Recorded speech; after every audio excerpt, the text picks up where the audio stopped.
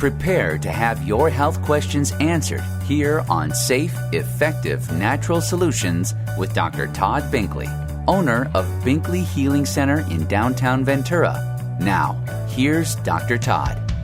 Good afternoon. I'm Dr. Todd Binkley, board-certified doctor of non-force chiropractic and practitioner of functional medicine. Today we're going to talk about reducing your risk of prostate cancer, a certain type of lung cancer, kidney disease, dementia, a natural treatment for neuropathy, which is a common complication of diabetes, and several other things, time permitting. So thanks for tuning in today. But before we get into that, people often ask me, or they'll say, hey, I heard part of your show, or when was your show on again? Or I'd like to hear some more about that. I had an interview yesterday with Brian Toohey, the station manager of KDAR, and he was talking about how he gets phone calls as well, people calling in asking when the show is on, or can you tell me how to find out more information about that health show that's on Fridays. And so all of the past shows are available on my website. You can listen to them anytime you like by just going to binkleyhealingcenter.com. They're right on the homepage. Just scroll down. The 2 or 3 episodes are right on the homepage, and then there's a link to click to get to all the rest of them that I've recorded over the past year. There's over 50 of them now.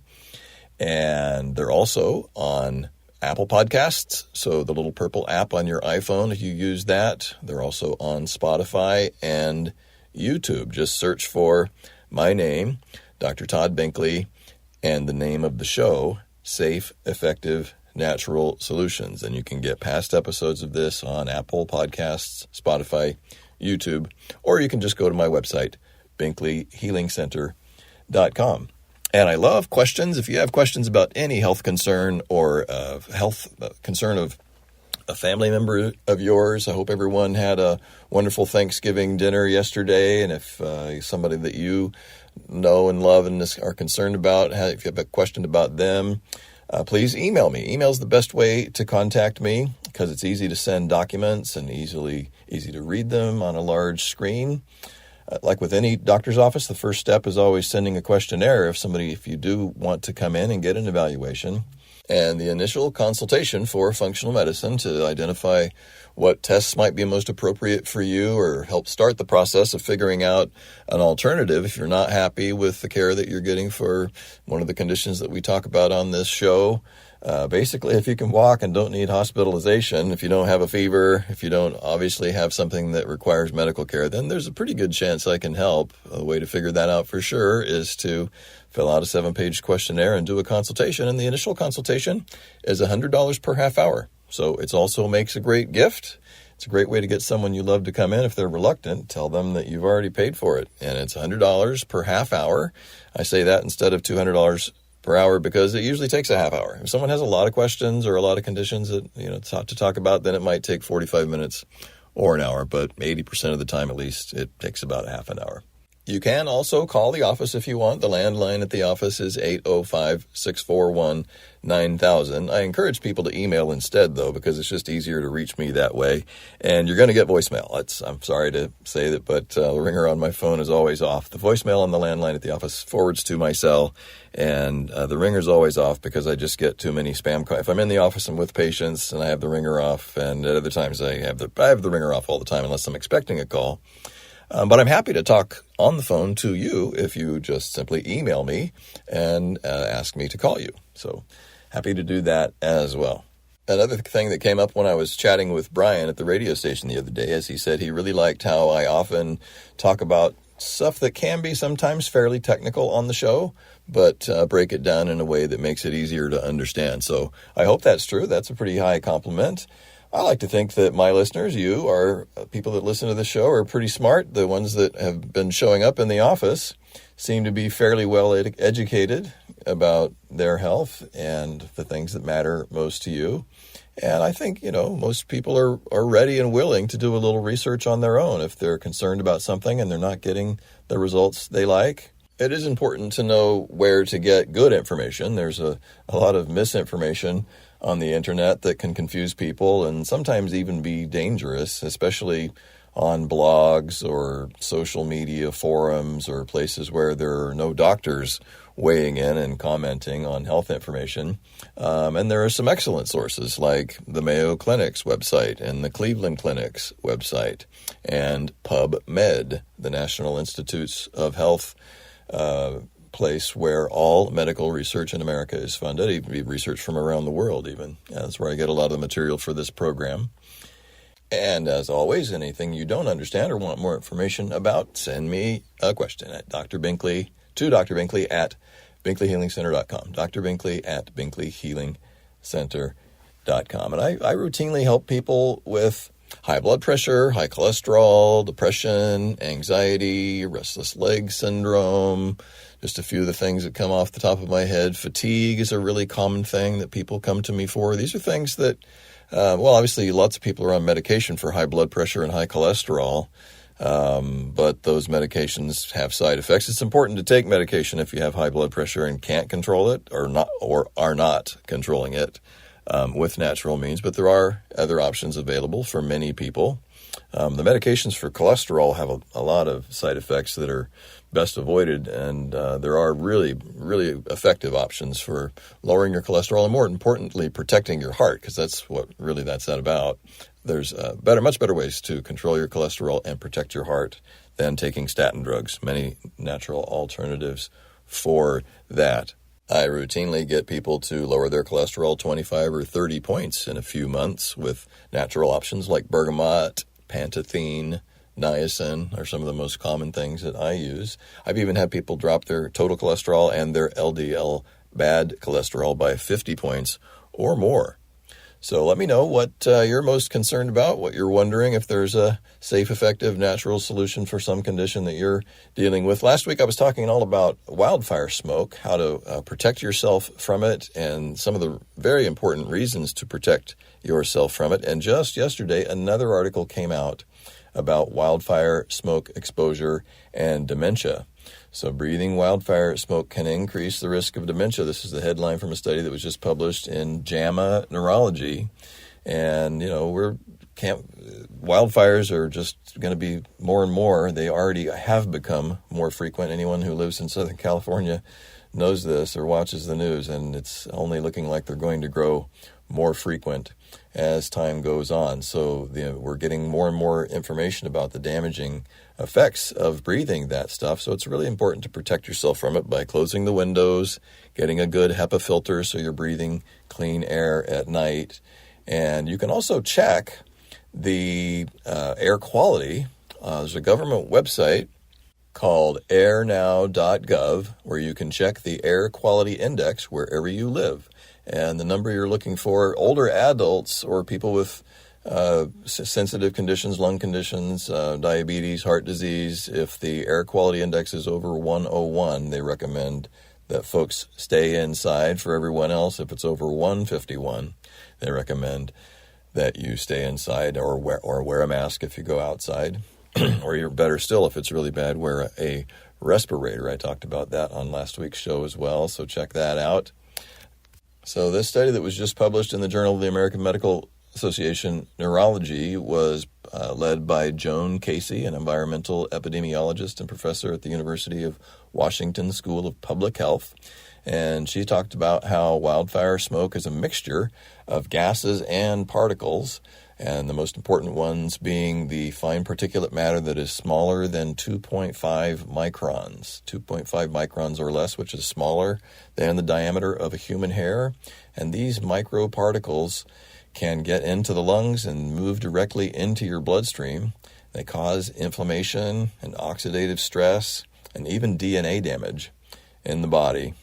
And in this study, she's presented data that showed a much stronger relationship between long-term exposure to wildfire microparticles than other sources of particles that have been around for years, from industrial sources, from cars and other things that produce particulate matter, traffic, if you live near a freeway, things like that.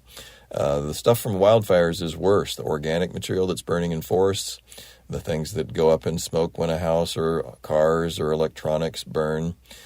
These things are shown to cause much more inflammation in the body than other ultrafine particles, and they can move directly into your brain and damage brain cells, resulting in dementia. Well, fortunately, wildfires aren't happening every day. We had one recently here, but she stressed in this study that the way the data is looking, a lot of people that were only briefly exposed, maybe even just a few days, to really high levels, which happens all the time when there's wildfires. If there's a wildfire and you're out in that stuff, you want to, even if it's only a few days, it can cause enough damage to increase your risk of dementia. So it's really important to protect yourself from that. And for example, she found the way to quantify this, 1 microgram per cubic meter for a 3-year average increased 18% increase risk of developing dementia. So it's kind of hard to imagine exactly what that is, but this is basically a common exposure that she was seeing in Southern California, and it was increasing those people's risk of dementia by 18%. So that's obviously not good. Fortunately, here in Ventura County, we've got some rain. So the rain is a great way to clear all that smoke out of the skies. And I just went on to airnow.gov to check, and the air quality index is 12, which is great. It's in the green zone, so we're not having to breathe that smoke now. But just remember, the next time you are exposed to any kind of smoke, it's a really good idea to protect yourself from that and to get a good HEPA filter in your bedroom, especially, so that you're breathing clean air all night while you're sleeping. And even though we've gotten these rains, I was just noticing out behind my house in a little storage shed there, everything's covered with ash. So you want to clean that stuff up, get rid of it, vacuum it if you have a shop vac, ideally, because if you sweep it, and definitely don't use a blower, that's just going to blow it around. Vacuums, clean that stuff up. Also, the return air vents in your heating, ventilation, and air conditioning systems have a filter. You want to get a MERV 13 filter. That's the minimum quality number to clean out this fine particulate matter. And everyone should be changing those right now. And everyone in Ventura County, anybody who's had anytime you have a wildfire near you where you see smoke in the air, you should change that filter. It costs maybe $18, $20 for a MERV 13 filter, depending on the size. But it is worth it. That's going to keep that stuff from recirculating around your house. I'm Dr. Todd Binkley. You're listening to Safe, Effective Natural Solutions to Almost Any Health Challenge. Here's another interesting study that just came out. This was published in the Journal of American Medical Association Internal Medicine about nighttime leg cramps, vitamin K supplementation. This is the headline, which is really unusual to see a vitamin study like this in JAMA. So it's always exciting. They're finally getting it. The major medical press does get it right, or is learning more about the super importance of several vitamins. And anyway, this one's pretty exciting. Vitamin K supplementation significantly reduces the frequency, intensity, and duration of nighttime leg cramps in older adults. So this is a double-blind, placebo-controlled, randomized clinical trial. Say that 3 times fast. 199 participants aged 65 years or older. And it's important to know, with vitamin K, a lot of people understand that there is vitamin K in dark green leafy vegetables, and that is true. Things like spinach, kale, a lot of people don't like kale, but anything dark green, broccoli, any kind of salad greens have a lot of vitamin K1. That's vitamin K1, phyloquinone, and that's not what this study is talking about. This is talking specifically about vitamin K2. So vitamin K2 you can really only get from a supplement. It is made from a Japanese fermented soy food called natto. And most people in the West are not going to eat natto. It's a porridge that has the consistency and slight odor of nasal mucus. It's gooey and stringy, and it's really disgusting. I have a cousin who lives in L.A. who married a Japanese woman, and the Japanese serve it to their children from birth so they get used to the taste of it. And it wasn't as bad as I thought it was going to be. But yeah, most people are not going to eat natto. But it's great that they do, because that's where vitamin K2 comes from, super important vitamin. And it's also where something else called nattokinase comes from. So nattokinase is an enzyme that's useful for preventing reversing even arthritis, osteoarthritis, any kind of arthritis, as well as plaque forming in the arteries. But this study is about vitamin K2. There are several forms of vitamin K2. There is the two most common ones are called MK7 and MK4. So this study used the MK7 menaquinone form. You don't need to remember that. If you want more information about it, just email me and say which is the right kind of K to get. I stock it in the office. I get it from a company called Orthomolecular Products. There's a product. I recommend that everyone take a good multivitamin for the minerals, vitamin D, and fish oil. Those are just three basic things that most people don't get enough of in their diet. And the vitamin D, if you're over 50, I recommend that you take a combination vitamin D with vitamin K2 in it because those vitamins work together, especially for bones. So for preventing osteoporosis, you need a good source of calcium, preferably from food, from supplements if you're not getting enough from food.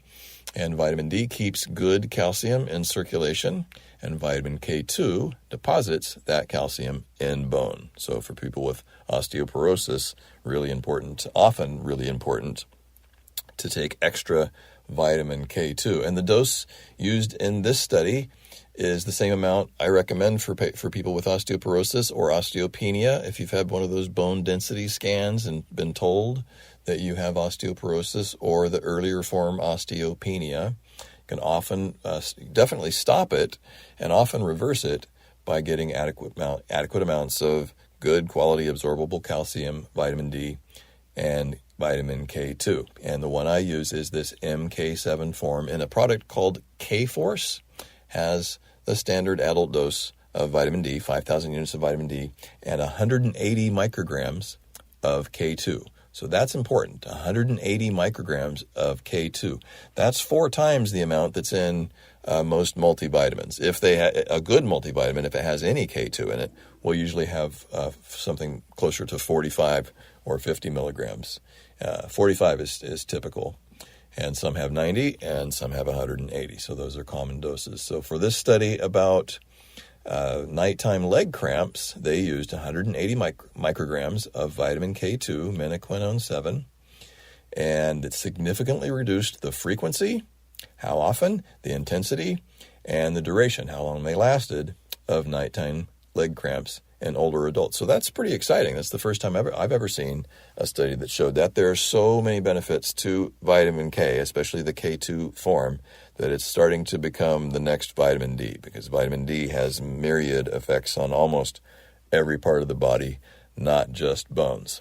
In other exciting news that just came out in the medical press is a paper submitted by Dr. Kriti Mittal, genitourinary medical oncologist at the University of Massachusetts Memorial Medical Center, talking about the benefit of the gut microbiome and renal and other genitourinary tract cancers. So cancers, kidney cancer, bladder cancer.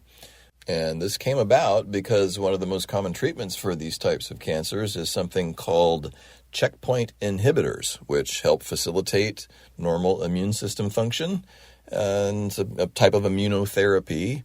But the problem with immunotherapy drugs is they have a lot of really horrible side effects like diarrhea, fatigue, cough, nausea, skin rash, poor appetite, constipation, muscle and joint pain, similar to chemotherapy. So, if there's a way to help your body fight off cancer better on its own, obviously that would be nice to know more about. And that's basically the thrust of this paper, because she's showing data that shows that dysbiosis, too many bad bacteria and insufficient good bacteria, interferes with the T-cell function of the immune system and cytotoxic activity, which is important for fighting cancers. And microbiome profiling by rectal swab or gut composition analysis has revealed a notable distinction between patients found to have prostate cancer compared to patients with benign prostate conditions. And similarly, urinary microbiome, so the microbiome in the bladder, reveals a greater abundance of bad bacteria in patients with cancer of the bladder.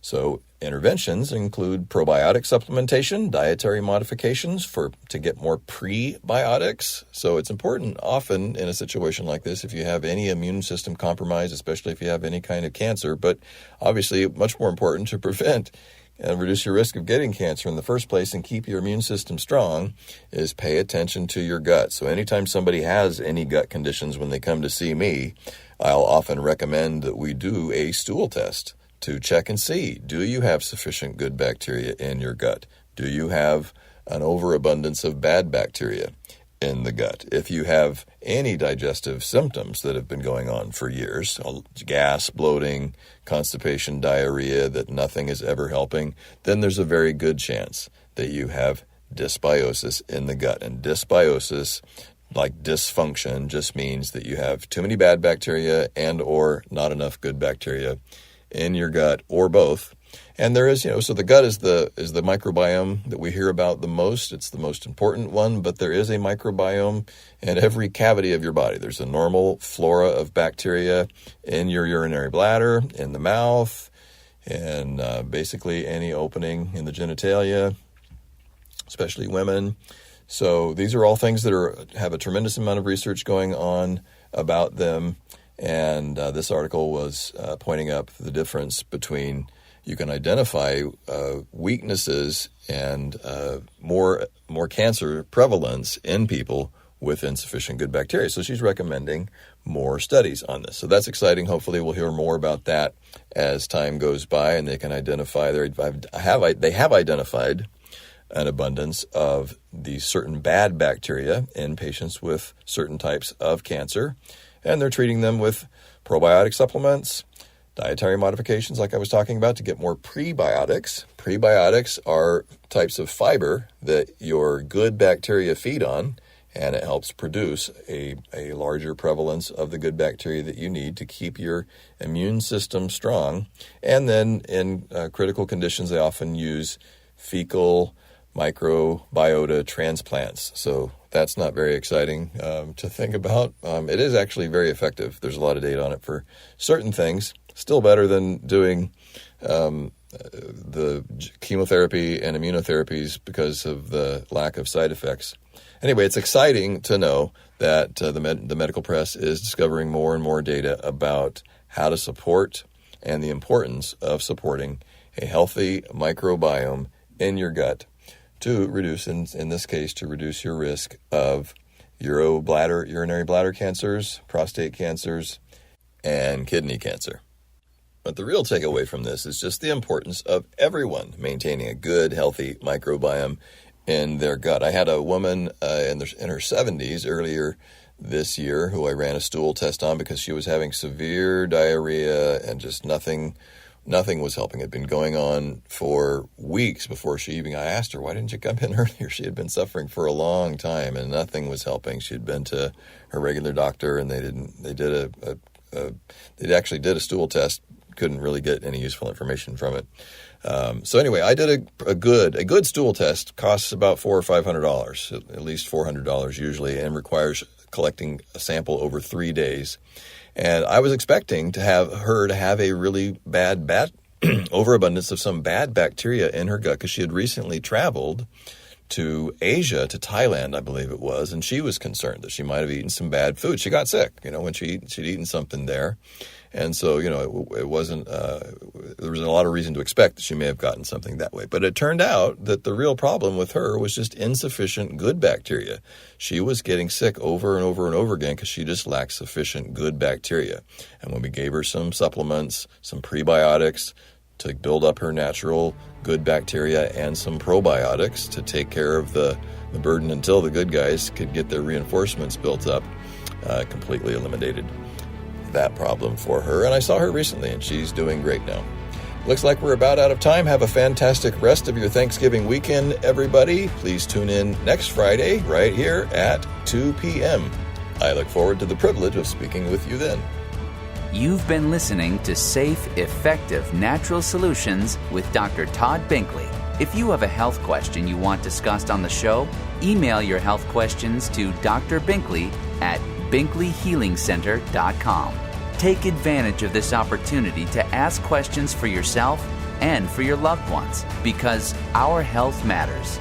Join him next Friday at 2 p.m. for Safe, Effective Natural Solutions here on 98.3 FM, The Word.